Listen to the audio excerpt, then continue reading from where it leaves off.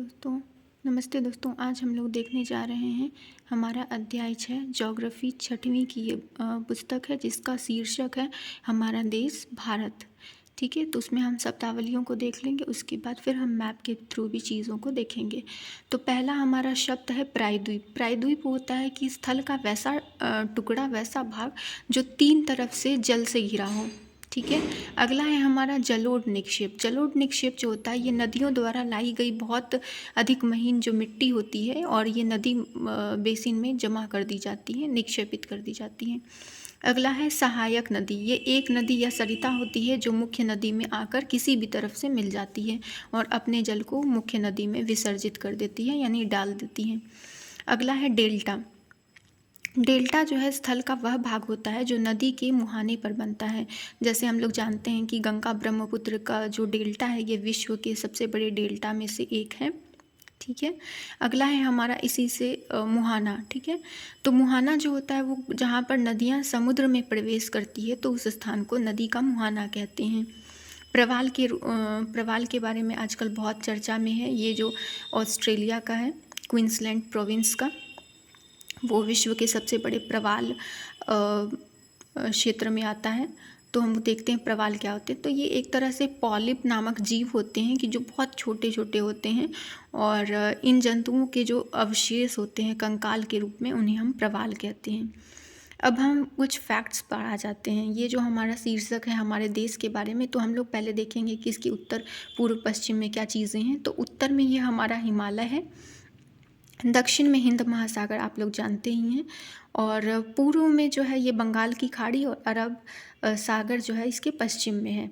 तो इस तरह यह जो है तीनों तरफ से जल से घिरा हुआ है। ठीक है, क्षेत्रफल की बात करें तो इसका जो क्षेत्रफल है वो 32,87,263 यानी 32,87,263 स्क्वायर किलोमीटर है। ठीक है, उत्तर से दक्षिण का विस्तार अगर हम कहें तो जम्मू कश्मीर से लेकर ये कन्याकुमारी तक की जो इसकी लंबाई है वो है 3214 किलोमीटर, 3214 किलोमीटर।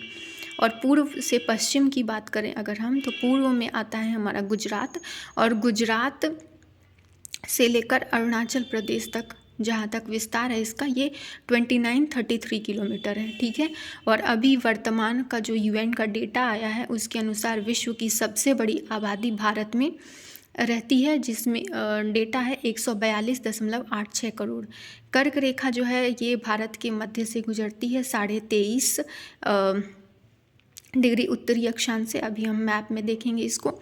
और मुख्य भूमि विस्तार जो है ये 8 डिग्री 4 मिनट उत्तर से लेकर 37 डिग्री 6 मिनट उत्तरी अक्षांश तक। ठीक है, और पश्चिम से पूर्व अगर हम देखें तो 68 डिग्री 7 मिनट से पूर्व से लेकर 97 डिग्री 25 मिनट पूर्व तक है। ठीक है, वहीं अगर हम मानक याम्योत्तर यानी स्टैंडर्ड टाइम की बात करें तो 82 डिग्री 30 मिनट पूर्वी देशांतर में इसके अनुसार भारत का समय निर्धारित होता है। 29वां राज्य अगर हम देखें तो ये 2 जून 2014 को तेलंगाना बना था। उसके बाद फिर क्या हुआ कि 31 अक्टूबर 2019 में जम्मू कश्मीर और लद्दाख 2 केंद्र शासित प्रदेश बन गए जम्मू कश्मीर से, और 26 जनवरी 2020 में ये दमन द्वीप और दादर नागर हवेली एक साथ आ गए। तो इस तरह अभी हम देखते हैं तो हमारे भारत में 28 राज्य और 8 केंद्र शासित प्रदेश हैं। ठीक है, अब इसमें हम देखते हैं कि क्षेत्रफल की दृष्टि से सबसे बड़ा राज्य कौन सा है, तो ये है राजस्थान। वहीं क्षेत्रफल की दृष्टि से सबसे छोटा राज्य कहें तो गोवा है। ठीक है, और अगर हम जनसंख्या के अनुसार देखें तो उत्तर प्रदेश आई थिंक होना चाहिए। उत्तर प्रदेश सबसे अधिक जनसंख्या है और सबसे कम जनसंख्या जो है वो सिक्किम को माना जाता है।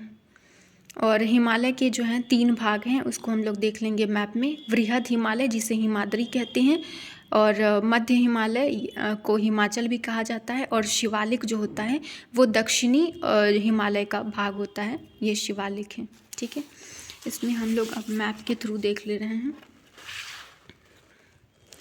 ये देखिए हिमालय का जो ऊपरी भाग है वो है सबसे ऊपर वाला जो है उसे हिमाद्री कहते हैं या वृहद हिमालय बोलते हैं, और जो बीच वाला जो हिमालय है उसे हम लोग मध्य हिमालय या हिमाचल कहते हैं, और जो सबसे दक्षिण में है उसे हम लोग कहते हैं शिवालिक। ठीक है, तो ये चीज़ें हैं। और यहाँ पर देखिए ये जो 5 नदियाँ हैं सिंधु नदी की, सिंधु में आकर मिल जाती हैं, झेलम, चिनाब, रावी, सतलज।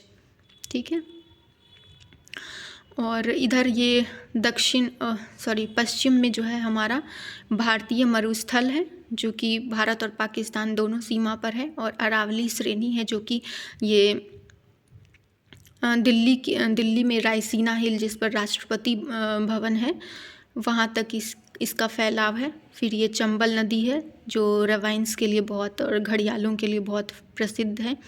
फिर हमारा विंध्यन क्षेत्र है, ये बिहार तक पहुँचता है। और अगला है कि 2 नदियाँ जो यहाँ पर अरब की खाड़ी में गिरती हैं, ये मुख्य नदियों में बात करें तो ये है नर्मदा और दूसरा है तापी। ठीक है, और बंगाल की खाड़ी में तो बहुत सी नदियाँ गिरती हैं, जैसे कि गंगा है, यमुना उसी में ड्रेन कर देती है प्रयाग में। ठीक, उसके बाद फिर महानदी है, कृष्णा है, कावेरी है, ये सभी नदियाँ जो हैं इसमें आकर गिरती हैं।